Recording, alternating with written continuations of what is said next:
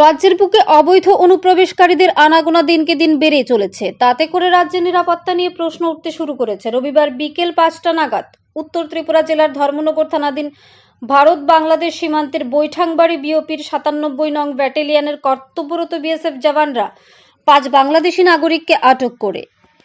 BSF সূত্রে জানা গেছে, সকলেই অবৈধভাবে বৈঠাংবাড়ি ভারত বাংলাদেশ সীমান্ত দিয়ে রাজ্যে প্রবেশ করেছে। তাদের মধ্যে একজন পুরুষ ও 4 জন মহিলা রয়েছে।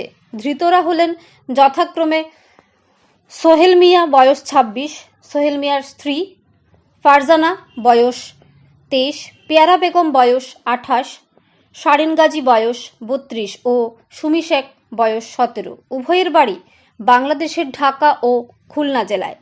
এদিকে সকল আইনি প্রক্রিয়া শেষে এদিন মাঝরাতে ধৃত 5 বাংলাদেশি নাগরিককে ধর্মনগর থানার পুলিশের হাতে তুলে দিতে আসে বিএসএফ জওয়ানরা। কিন্তু ধর্মনগর থানার পুলিশ জানায়, রাতে রাখা যাবে না মহিলাদেরকে, দিনের বেলা নিয়ে আসার জন্য।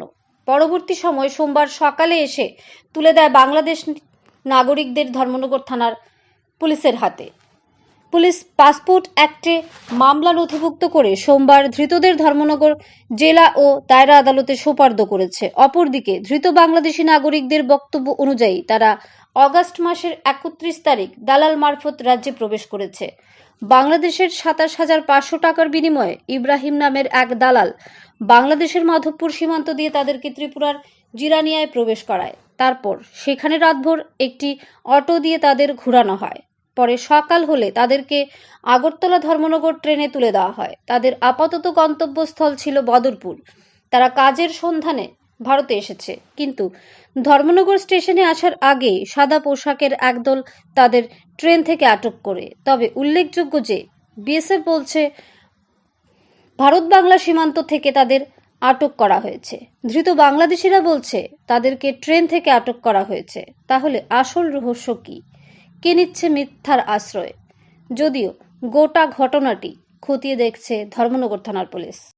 দিয়েছে তাহলে বাংলা 27,500 টাকা করে দিছি। একজনে? জি, টোটাল কয়জন আইছো? 5 জন। আর ইন্ডিয়া যার সাথে কথা কইছো অটো তুলে দিচ্ছে, তার নাম কি জানো নি?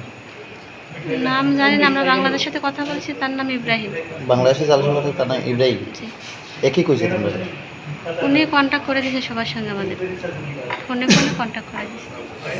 কত টাকার বিনিময়ে আপনারা এসেছেন? 27,500 টাকা দিছি বাংলা।